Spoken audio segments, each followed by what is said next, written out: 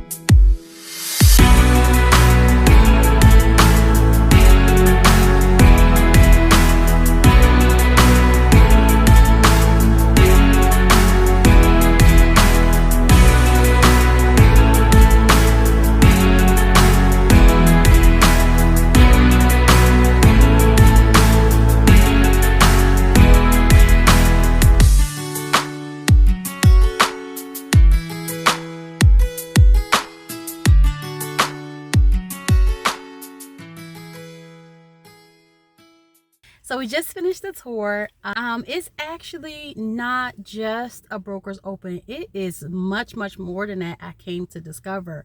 So at the first house that we went to, the young lady that was inside of the home was actually the owner and the seller of the property.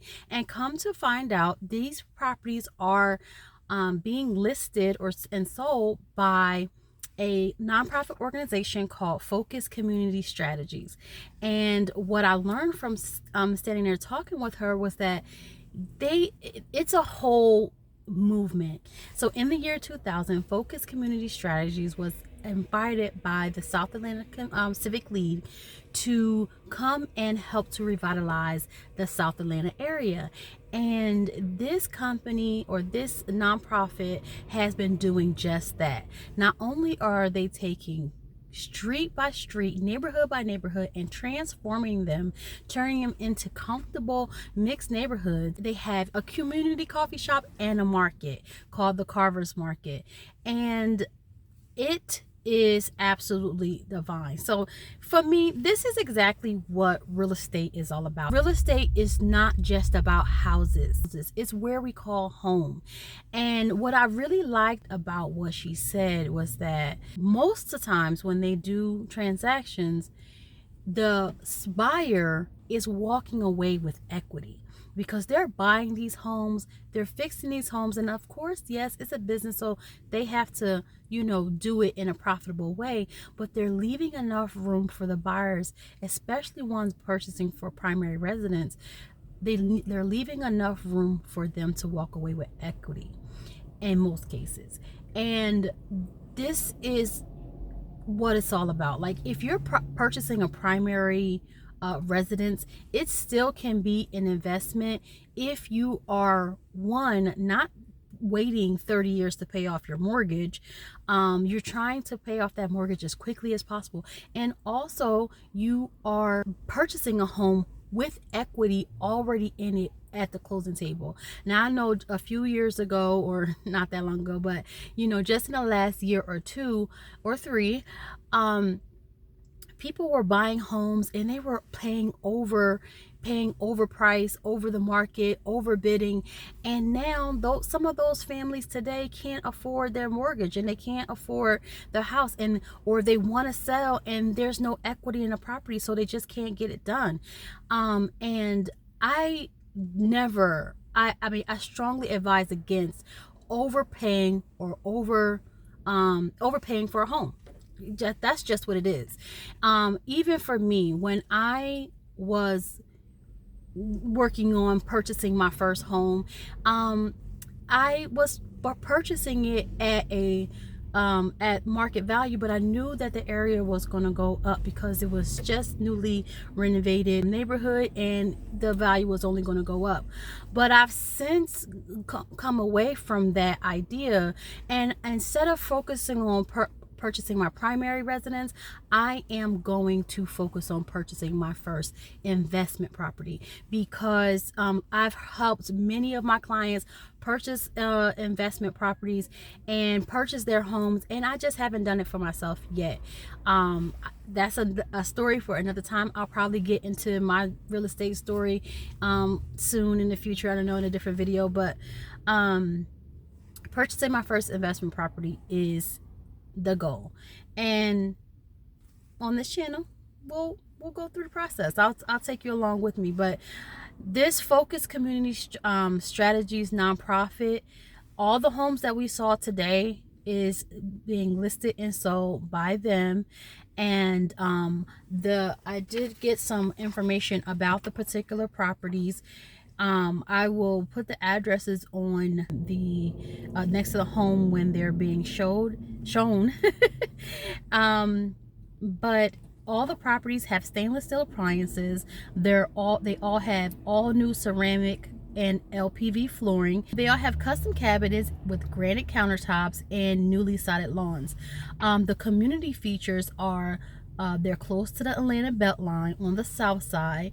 Like I said before, they're close to Carver's Market, Community Grounds Coffee Shop, which is also a part of the nonprofit's inventory of buildings. Like I said, they're community-based and they're about building up the community. So not only are they building homes, coffee shops, and a market are creating jobs for the local residents.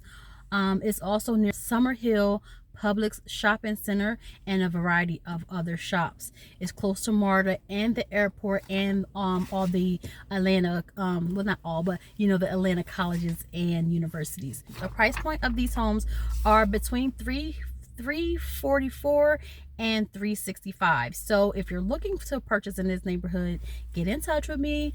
I have a buyer in mind for one of the properties, but they have plenty of them.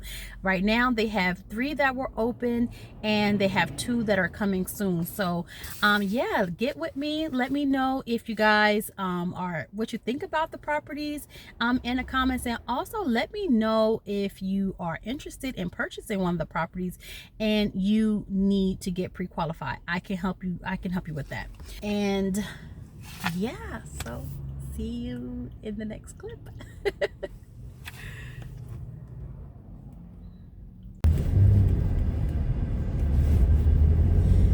Okay guys, so I am just about rounding off my day.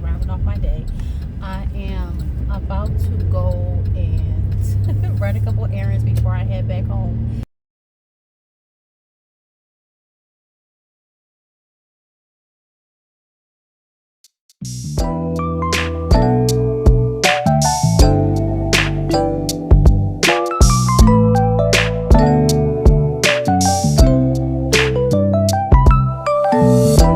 Trembling, air feels like October sky.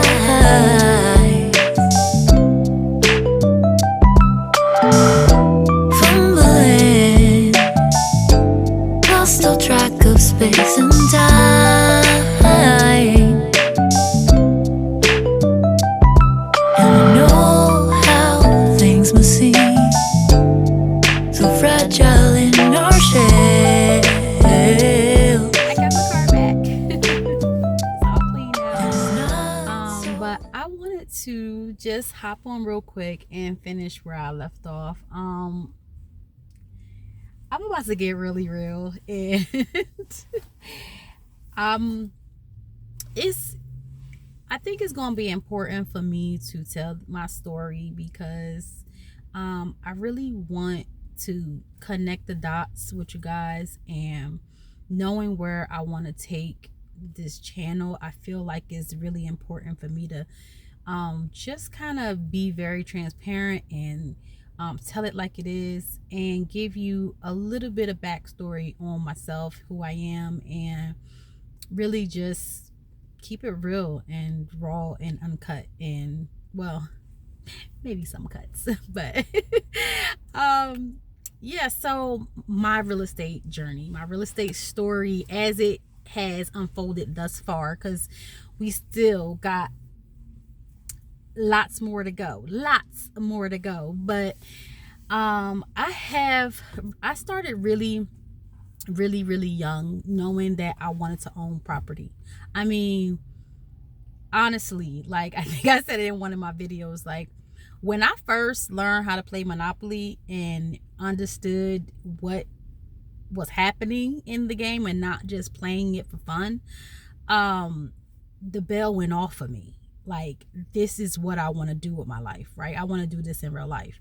So that's kind of where it all started off. And then I kind of got away from it a little bit through my high school, and a little bit after graduation. I was really trying to be a English teacher, and I think at one point I wanted to be like a family therapist, like a marriage counselor or something like this. So anyway, none of that stuff panned out. Oh, I even went to beauty school, and yeah, dropped out of that. But I love, just because you love doing something or you like doing something, like I like doing hair, that doesn't mean that it's meant for you to do it as a career. And the reason why I went to beauty school, honestly, is because in the 6th grade I heard the word for the first time, entrepreneur, and I didn't know what it was. And then I knew what being a business owner, I knew the word business owner, and I knew what that meant, but I didn't know it was actually called entrepreneur until I heard somebody else say it in 6th grade. And what she was talking about was becoming a cosmetologist. So I'm like, okay, yes, I want to own my own business, and so I'm going to go to cosmetology school too. No. No. But anyway, so again, with the transparency, I wrote down some notes because, baby, I could get off in a tangent real quick or get on the soapbox real quick. So I wrote down some notes just to keep me just to hold myself accountable and stay on track. So because I don't know how we got into sixth grade, but anyway, so when I was 18, my sister and I like talked my sister into like, I bought this real estate course called Carlton Sheets. If you guys, if you know, you know. If you're old school, you know the tapes. Yeah. So we bought that course. So I bought the course and I convinced her to like kind of like try to take it with me, because I knew that I needed somebody to kind of do this with me. I mean, even from then, but, or I felt like I needed somebody. I think I still do. I feel like I can't, as big as I want to get, I know that I'm not going to be able to do this on my own. And that's just a tip. Like, yeah, get around people that's already doing it, or, you know, can line up with your vision. But anyway, so me and my sister was doing a Carlton Sheets program, and I was about 19, she was 18. And yeah, it even furthermore solidified for me that I want to do this for real, like this is my life right here. So I dropped out of beauty school at 18, because I went to beauty school at 18, and I dropped out of that because I wanted to go full force and be a real estate investor. Okay, so from like 18 till about, I'm gonna say 2023, maybe, I was trying to join RIAs. I was, you know, in my hometown. I went to a couple of different places to like basically like meetup groups and stuff like this to learn about real estate investing. And that was as far as I got. I was still learning. I wasn't really doing anything. And that kind of trickled off because life, and this is going to be a reoccurring theme in this story, so just stick with me. Life was lifing, and I had a baby. And I probably was even younger than I had a baby. And so I just, for a few years, didn't even think about real estate anymore. I had this brand new baby. My life was just focused around him. So 2 years goes by and I moved to Georgia. And which I haven't looked back. But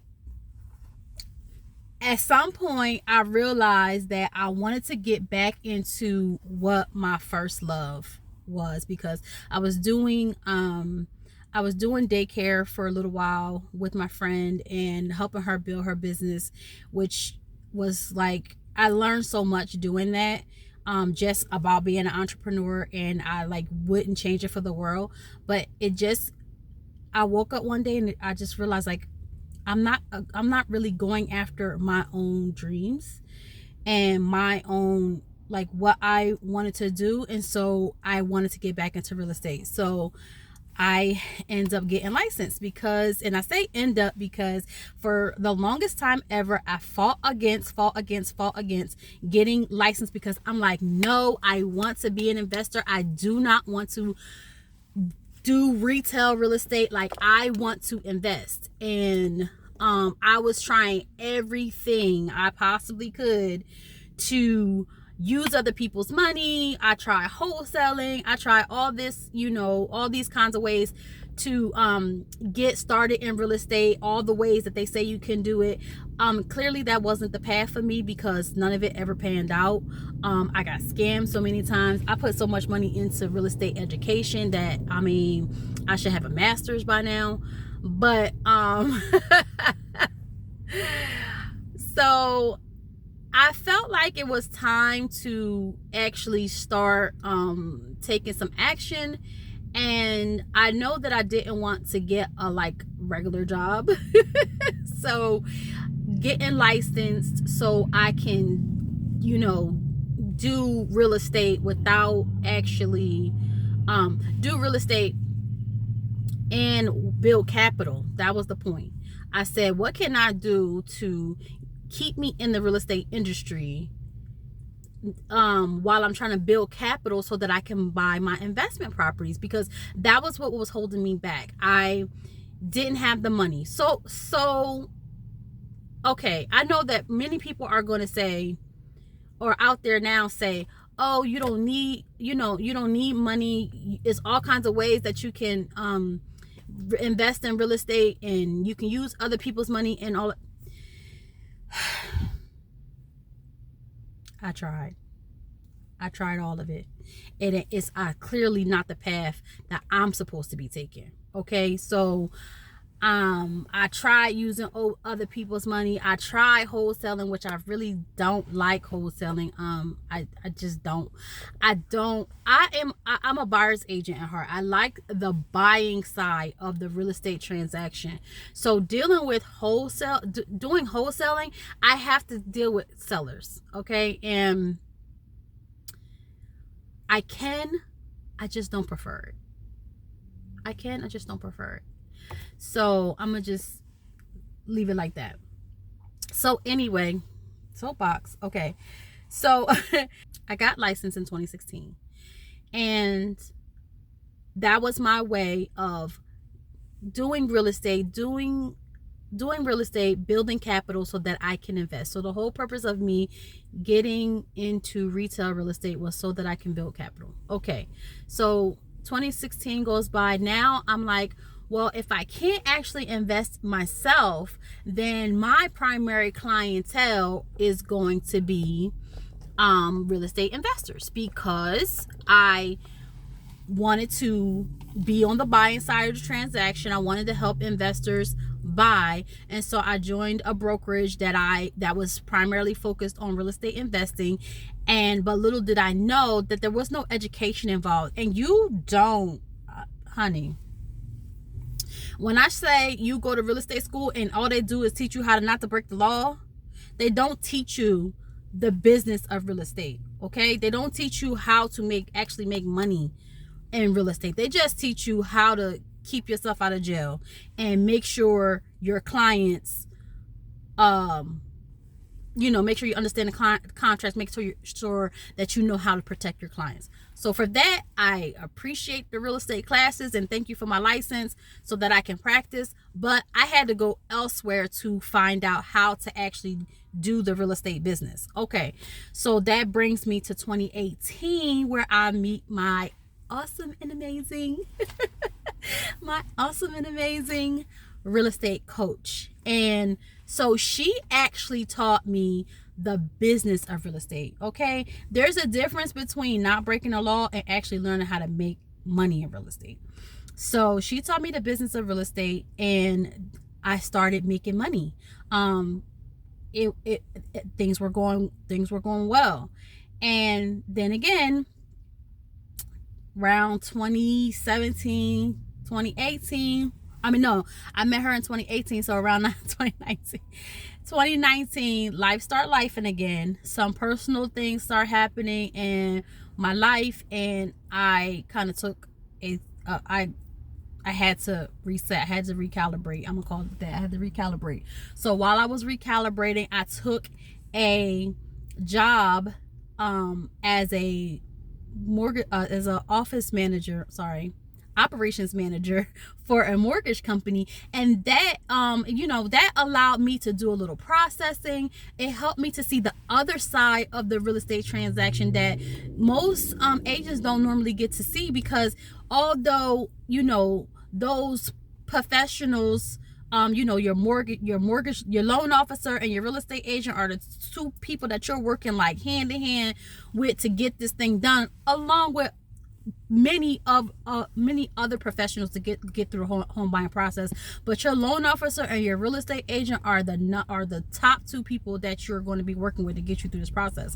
So, but the mortgage loan officer doesn't always know or doesn't always see what has to go on to get the buyer to the closing table on real estate agent side, and vice versa. The real estate agent don't always know the back end of what goes on the mortgage side. Now, unless of course there are those who intentionally learn the other side, but I'm telling you, unless you actually do it, like do the work, you don't really know. I mean, you don't really know the day to day and what it actually takes, like what it actually takes. Like, you can intellectually know the whole home buying process. Anybody can read that, but you don't know what it actually actually takes, like the little nuances and the things that can go wrong, and all of these things, the different scenarios that could potentially happen. And I appreciate those times, because going through that makes me a better agent, because when that situation arises again, I know exactly how to deal with it, or I know exactly how not to deal with it, in order to make sure that my buyer has the best, the best and the smoothest transaction possible. Reel it back in. So anyway, I joined the mortgage company, and I learned the mortgage processing side of it, and that was really nice. It held me down. I was still in the real estate industry, though I had to take another job because 2019 and 2020, we all already know what was going on then. And so business slowed down a little bit for me on the retail side, and so taking a job was the path of least resistance for me at that point. And so I did. But I was doing transactions here and there, but not like I was when I was only just, that was my only focus full time. So fast forward to 2021. I go back in. I start with the mortgage company, and I go back in full time as an agent, and business picks up again. I'm back with my broker, coach, friend. Like, we're back together, and yeah, business picks up again, and things are going well. Things are going really well. So I'm building again. My focus has never gone off of real estate investing. So as I'm building my capital, things are going well. I'm building my capital so that I can purchase my first investment property. Things in my personal life was also going well, and so my husband and I decided that we wanted to buy a house. It didn't work out, y'all. It didn't work out. So while I'm raving about, so excited about getting my house built from the ground up, I was doing all these videos and everything, showing my home progress and things like this. And also I was having clients close left and right, and it was just, everything was going well. And then my house didn't close. And for a very avoidable reason. And I think that was supposed to happen because for all of these years, I had been really on top of my husband and I's finances, and just trying to make sure that we were good. We were mortgage ready. Okay, we were mortgage ready. This is just what I do. I help my clients. Like, when the clients come to me and they can't buy initially, I help them to get to that point. I give them a plan, even if they gotta go away and they do it and then they come back to me, because it might take them some time to get those things done. The plan works. As long as you follow the plan, it works. And then we'll move on to the next step after you accomplish these things. So I essentially did that for my husband and I also, and we got to the point where we were mortgage ready, and I end up spending my savings on purchase, trying to get ready to purchase this home. Well, I made the proper plans and I lined up my business so that I could take some time off, because I thought my home was closing. I was going to take some time off. It was going to be pretty much a nesting period for me, just getting things together, making sure my house was in order, and then I was going to come back. That was a mistake. I'm going to admit it. That was a mistake because, I had such good momentum going and I kind of let it wane. And not only did I let it wane, like, had my house closed, and I did take that time off like I was going to make sure my house was in order. I was already planning on losing momentum, which is not a good thing. Don't do that, guys. If you have momentum, go with it, roll with it, ride it till the wheels fall off, or till they don't, till they go up and away, But I was already planning on taking that break, but then when my house didn't close, it turned from a voluntary break to I have to, because I was not mentally or emotionally ready to move forward past that just like that, just quickly. And it was a really big deal for me. And so when it didn't happen, I was devastated, to say the least. So I actually took a whole year off. I actually took a whole year off from real estate. I was contemplating, I was at the point where I was like, I'm never doing this again. I was having like just this internal temper tantrum. I was just too through it. Not only did my own house not close, but there was a couple of my buyers that their transactions didn't close also. And it was all of those things compiled together was essentially going to give me all the money I needed to buy my first investment property. I had the plan all in my head, and I was ready for it to go, and it didn't. So fast forward to 2023, I decided to jump back in. I not decided because I'm supposed to do real estate. I'm supposed to be an investor. I am the lender and not the borrower. And God told me that I'm put here to lead the people to the land that He promised them. And so while I was having my temper tantrum, the whole while I was being tugged and pulled, like, you got to get back into it. You've got to jump back in. But no, I don't want to. But you got to. But you have to. There's somebody out there you're supposed to be blessing. There's somebody out there that you're supposed to be helping. And so those things eventually led me back to jumping back in again. So this time, I knew that I had to focus. So I had to actually, I have to, because this is right now. This is right now. I have to rebuild my finances, rebuild my savings. While I was taking that little sabbatical, I made some terrible financial decisions that I know better than to do. Like, it's not like I was unaware of, the decisions that I was making was going to cause me financial strain and all this stuff like this. Like, I knew what I was doing. And, but I thought I had a plan for how I was going to get myself out of it. No. So here we are. So what qualifies me to talk to people about getting mortgage ready, about handling their finances properly so that they can buy their first home or investment property? Because I'm her. And that's just the bottom line of it. That's just the real deal about it.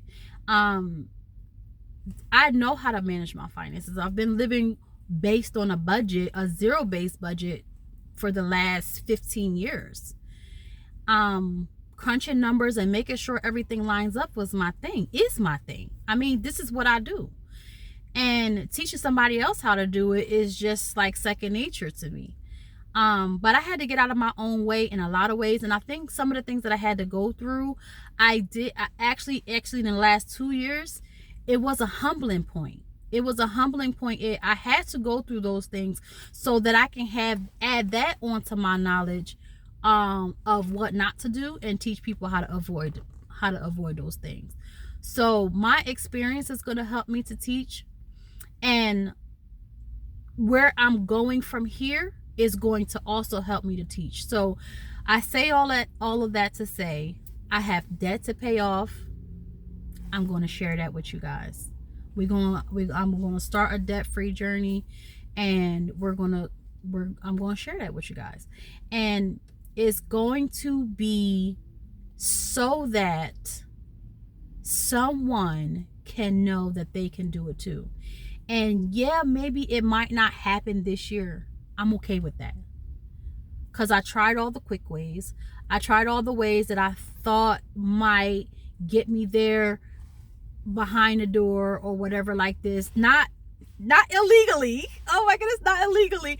But like, like how gurus say, use other people's money and la la la la la. Like those things is like, that ain't it for me. If it was for me, I would have had my first investment property years ago.